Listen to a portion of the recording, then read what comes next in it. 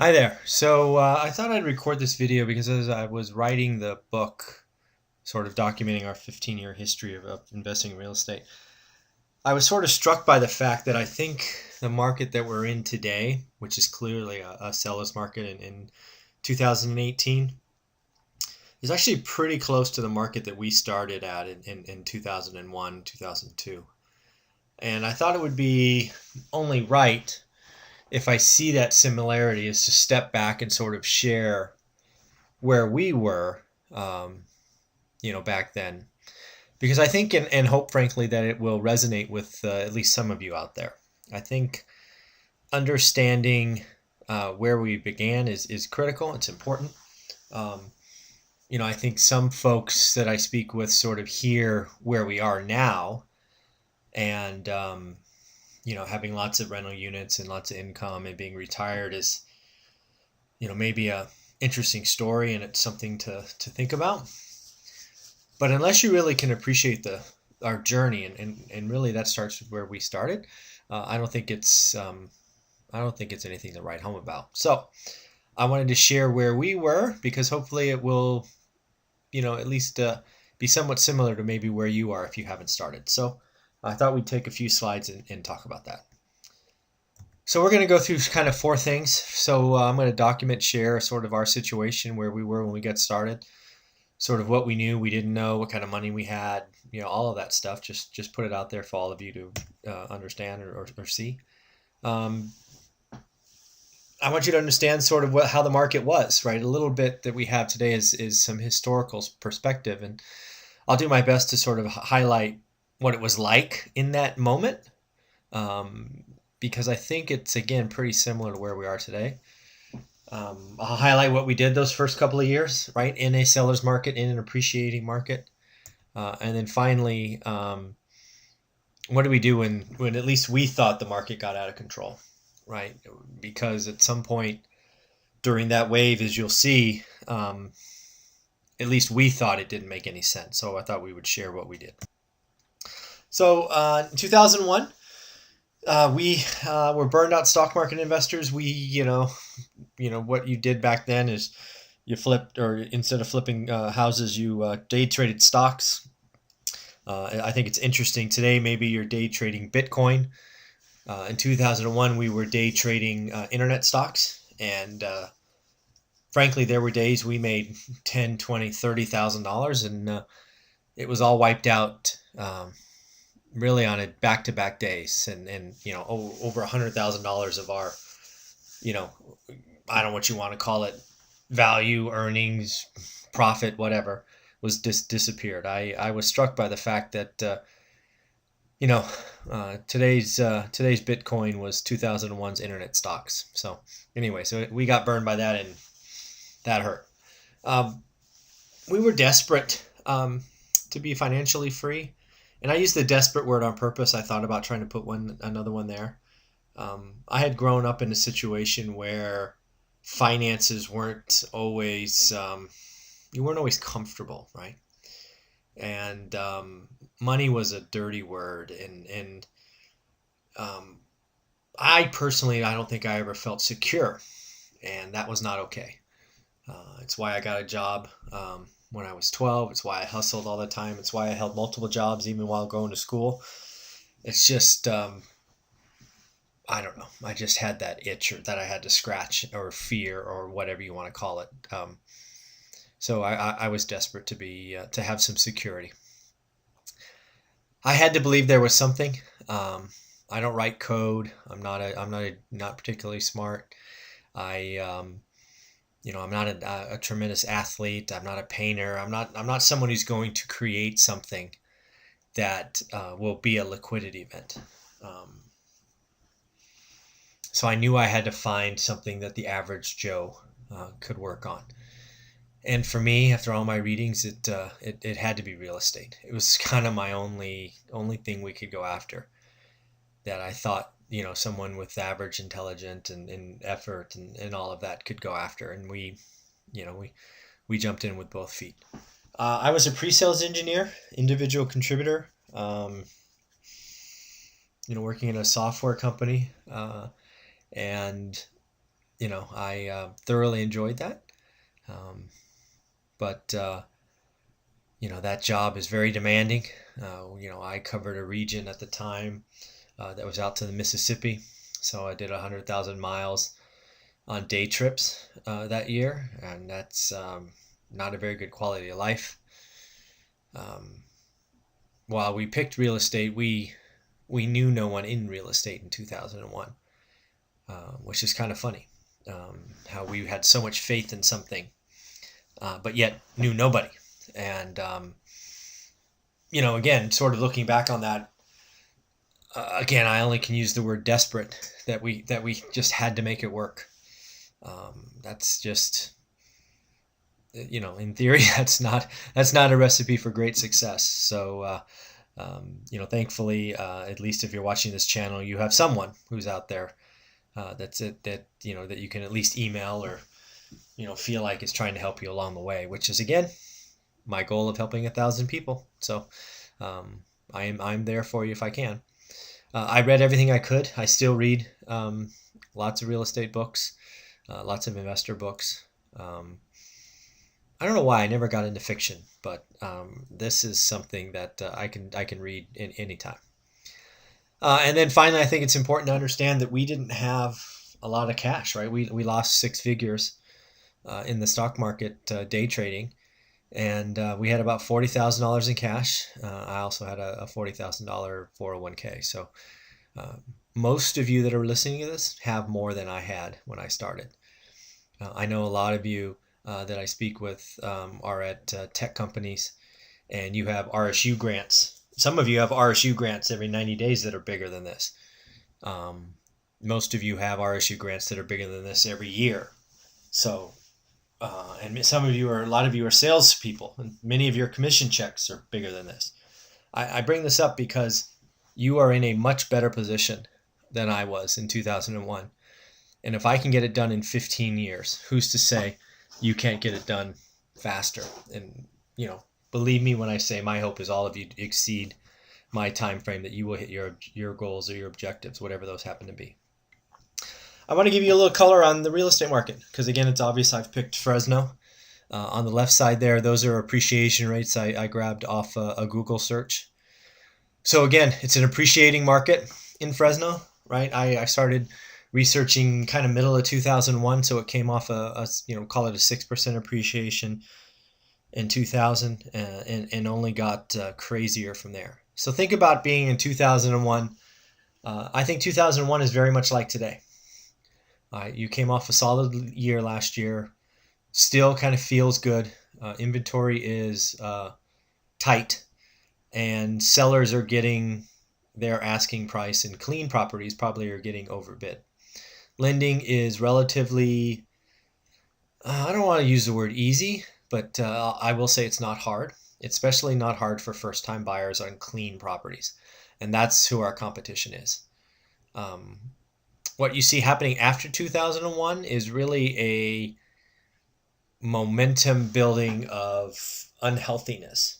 And I don't think we're going to have this time. I don't see lending getting out of control. Everything here after 2003, for sure, is toxic, bad loans, right? A lot of the loans written in 2004 had 2 and 3 year teaser rates that were artificially low, that made something cash flow, and then boom, they exploded in 2006 and 7, and then the bad things happened. So again, where we were in 2001, the market was clearly on an upswing. It was clearly a seller's market, and seller's market only got worse, right? So it may feel tight today and hard today. It has the potential to get worse, frankly, meaning what I mean by worse is more competition and less supply. Lending got easier. I actually think lending will get easier this time also, but it's coming off of a much tighter base. I expect lending to get easier for first-time buyers. I expect them to go to lower credits. I expect them to have lower down payment requirements. I expect them to reach out to real estate investors. But I think they're going to do that in a very measured way. And instead of doing it in 1 or 2 years, they'll probably do it over 3 to 6 years. Again, I think by 2005, it was clearly an overheated market. And as you'll see later in this slide deck, there was a price to be paid for that. We'll highlight, what we started to identify as a warning, which actually caused us to pause in our real estate cycle. So again, first few years, finding a deal was the hardest part. Again, I had no special access, no team willing to help me in a seller's market. There's no reason for a listing agent to really work with investors because they're getting and selling things inside of 30 days. We bought the first property that met our criteria. I think that was a big deal for us because we'd spent a year investing and trying to find it, right? We had not found a property that had met our objectives for positive cash flow and yield. But when we did, we had to strike, or I'm sure we would not own any real estate today. Once we got comfortable with our guidelines and what we wanted, we found a property that worked. We had to take action. If we didn't take action, it would have been a problem, I think, because we would have just created excuses for the next one and the next one. We bought that first property with 20% down, so 20% of our cash, and got just a straight up standard 80% loan. The first property I bought, I think I've shared before, was on Norris Drive. It was $107,000, so roughly $21,000, maybe $22,000 down. So about half the cash that we had. That was the only time. Again, the real estate lending got easier. It's the only time we put 20% down in the beginning, because we decided, hey, if we can buy one with 20% down, why don't we buy two with 10% down? And that's what we did for property 2 and property 3. Right, it was called a 90-10-10 program, where we put 10% down, we got a 10% second, and then there was an 80% first. I actually don't expect those loans to become all that popular, because I think they were the tip of the spear that caused lending to get crazier from there. But again, I'm just telling you what happened back in the day, right? What happened in 2001. I do think it's interesting because, as you saw earlier, appreciation took off after we bought that first property on Norris Drive. We actually refinanced it, and we refinanced it at I think it was $171,000. And then we refinanced it, put a 90-10-10 loan on it again. So what that means is we left 10% of our equity there, and we got a bunch of cash because we put a new loan in place for a first and a second, and came away with a bunch of cash. So that bunch of cash led to 2 more properties, which was all good. However, it was the first time I really felt what an alligator property is. That property on Norris Drive never cash flowed again. And it was negative at least $100 every month. And I think it was more like $150 every month, even when the tenant paid and there were no repairs. That's not okay. So I never bought an alligator, but I certainly created one with a refinance. And again, if you're going to follow this model, you will never do that. Don't do that. That's kind of like cardinal rule number 1. So let's fast forward, right, to 2006. We started in 2001. 2006 was the last year on the first chart, if you want to go back to that. Here is the 2006 forward. It got bad. And the first indications in 2006 is you saw stress in the MLS, multiple listing service. You started to see words that like must sell in all caps, take any offer.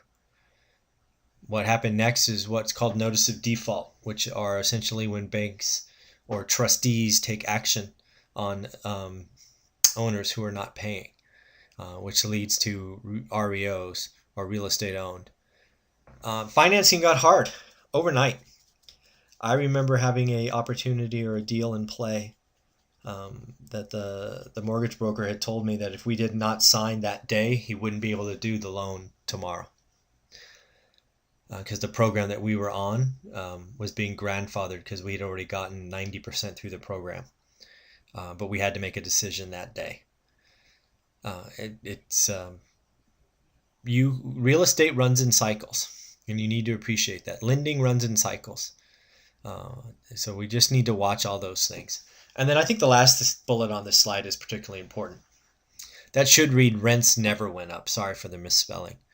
Rents never went up. That first house that we owned on Norris Drive way back in 2001 rented for $1,095.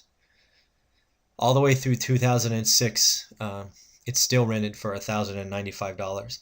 Even though I believe we sold it for $261. We can look it up on Zillow. Maybe it's $267, something like that. So we bought it for $107, and less than 5 years later sold it for over $260. But the rent was the same. There's no way that property could cash flow. And the sad story is, I know later, I think it was 3 or 4 years later, that property was foreclosed on because I actually tried to buy it back from the bank at 75 grand. It didn't happen, but I did try to buy it back. So again, markets can get crazy on the upside and they can crash badly also. So I think it's important to understand how we avoided a lot of that, because one of the things that became relevant or became clear as I was writing the book is that there were so many off-ramps that we could have fallen in or sidetracked that it really would have caused us not to get where we wanted to go. The first one is we found a mentor, somebody that we listen to, a gentleman named Bruce Norris, who does market timing.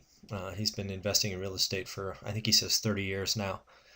And he uses a metric called affordability. And what we look for is we watch affordability in our market. And if affordability in the market ever gets below 20, and more specifically below 17, it's a yellow and a red flag. The market in 2006 got to 13, which means that it's not healthy. That means there's only 13% of the people, folks can afford the average home with the average down payment. And that's not okay. That's not okay. On the flip side, in the crash, it got well over 60%, which is like crazy good if you can. But again, watch the affordability index in your market if you're not investing with me here in California or Fresno. It's something to research. I would try to figure out what it was in 2005. 2006 was probably the lowest, and then what happened to it in 2011 and 12. I'd like to try to, if we were to talk on the phone, those are the questions I'd be asking you. So we had a choice because we couldn't find any deals. And it was actually in a conversation with another investor, I remember, that said, why don't you start looking at small apartments? I didn't know anything about apartments, right? We'd only bought 6 houses in a duplex, I think, by this time. But as you'll see when we talk about phase 2, it hasn't been created yet, but I plan to. Our switch to small multifamilies, 5, 7, 10, 13, 18 unit buildings, allowed us to take equity from the houses and move it into apartments. So we did what's called a 1031 exchange. And there's lots to this. You can research it online, but basically we sold, for example, that property on Norris Drive for $260. We took, I don't know what it was, roughly $100 grand maybe in equity, and we moved it into apartment building. We used that as the down payment. We put a commercial loan on it, and didn't pay any taxes, because the beauty of a 1031 exchange is you don't pay taxes because you're moving the equity. There's something called a like kind exchange. And again, lots of details. Go out and research it. This is just a story about what we did. But that proved to be game changing for us, because we went from having 7 properties and 8 doors, because one of those 7 properties was a duplex, to having almost 70 units and a lot more rent and a lot more cash flow. Beauty of those is the rents, as then the crash happened, actually went up because people couldn't afford their houses or lost their houses or had bad credit or whatever. But again, that was a move that allowed us to move forward. I think getting cocky is never a good idea, frankly, but especially in real estate. I think it same in stock market probably, or Bitcoin for that matter. If you ever get too cocky, the market's going to eat your lunch. If you get too cocky because you made $1 million in Bitcoin, or you made a bunch of money day trading, pets.com or whatever it was back then, the market's going to eat your lunch. So do yourself and don't get cocky. And I remember a story about reading about somebody in the Fresno Bee who went out and bought $200,000-$300,000 car. One of the only ones in California, whatever this thing was. And the guy was like 24. And I'm like, oh, this is not going to end well.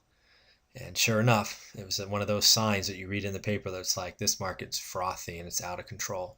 So watch those things in others because they can be warning signs for you, but also please don't do that. It's not a good look, and it's probably a sign you're about to get your ass kicked. Um, One of the things that I made a point about right when we started, and I used that word desperate, is we always wanted to be doing deals. I always wanted to be in the market. I always wanted to have the next one working on. But we had to sit on our hands at some point. I call it our first pause. We paused for about a year or maybe 16 months. Right after we did the 1031 exchanges, and we sort of repositioned about, I don't know what it was, several $100,000 in equity into apartment buildings. We couldn't find anything that made sense. So we didn't do anything. I stayed in the market, did all the work, kept reaching out, but the market just didn't make sense. So we agreed not to do anything, but still stay engaged. And that did not feel good. I remember thinking this could be the worst mistake that we've ever made. But we made it together. We talked about it, and I'm glad we did. So doing no deal sometimes is the best deal. We watched all the craziness. We felt like, I say here, we knew something. And again, sorry for the misspelling. Should have a K there. Anyways, spelling's not my thing. Anyways, we knew it was bad. We knew something was amiss. Right? The lending was crazy. What we were seeing from other investors who were taking these crazy vacations and spending money like it was it was crazy. And we knew that wasn't healthy back from our painful stock market losses. Now, granted, we didn't know how bad it would get and how long it would take to heal. But when the market tells you and your experience tells you something's going to happen, pay attention. Watch for that. It wasn't a healthy market there at the end.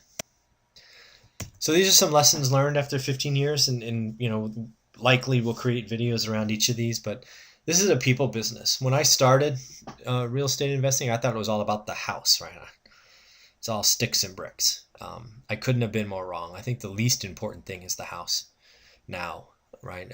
And I wouldn't have thought this year 1, year 3, year 5. However, it is absolutely a people business. You're dealing with people throughout this. And if you're going to be a buy and hold landlord, you're going to be dealing with people for a long time. So appreciate that. Don't fight, argue, think logically, whatever you want about a market cycle. Real estate runs in market cycles. Our economy runs in a cycle. You can argue the degrees and the amplitude, sure. You can argue the length of time, sure. But I promise you, this market cycle, like the seller's market, will eventually flip. Now, could it flip tomorrow? No chance. Could it flip this year? Probably not. Could it flip in 3 years? Maybe. Right? Is it controlled enough where it might go 5 to 7 years? Absolutely. Is it controlled enough that any flip or change is not dramatic? Yeah, I don't see a repeat of the lending craziness that will lead to lots of notices of default that will create a wave of supply that crushes demand and then the prices collapse. That's what happened. I don't see any of that. But I don't think sellers markets run forever. I don't think trees grow to the heavens. I don't know what it will be. Maybe interest rates spike to 10%. Maybe a trade war explodes and suddenly unemployment explodes to 10. I don't know what it will be. Something will happen. And, knock on wood, it's years away, as it should be.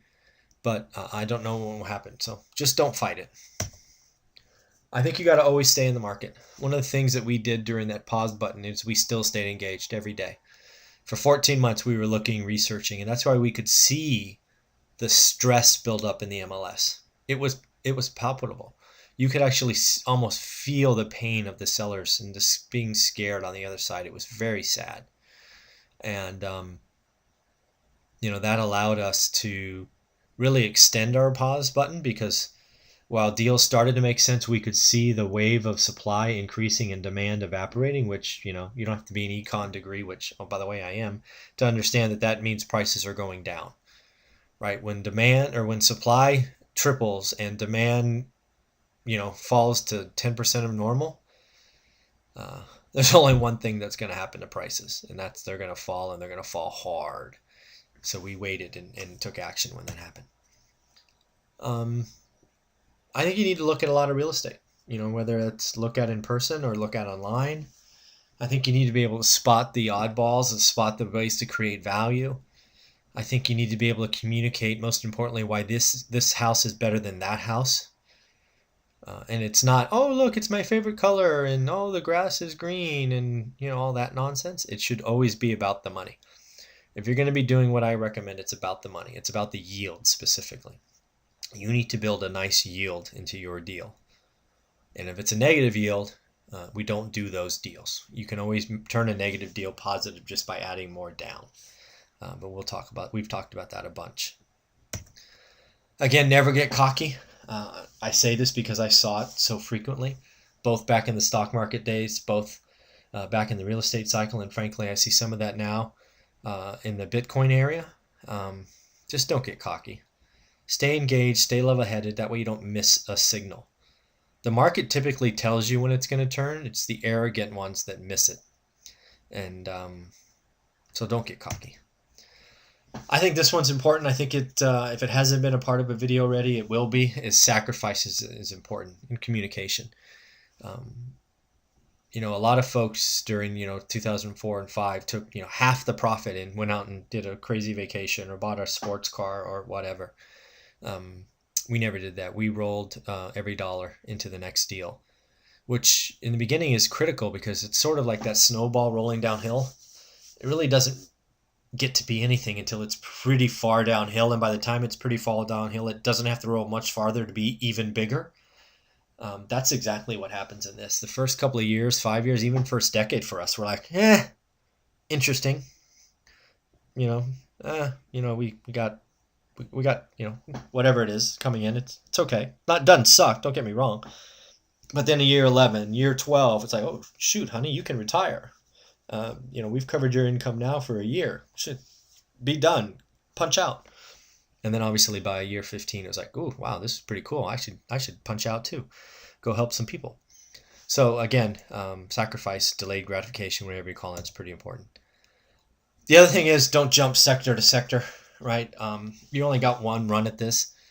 Don't come and do houses and then go do commercial buildings and then go do laundromats and then go do this and go do that. And it's you never get scale. You never get good enough. You never get to leverage your experience and your skills. So at least in my opinion, if you're going to do rentals, buy and hold rentals, do buy and hold rentals. Be the best you can be at that. All right. So what do you want to do, right? You can be buy and hold like we were.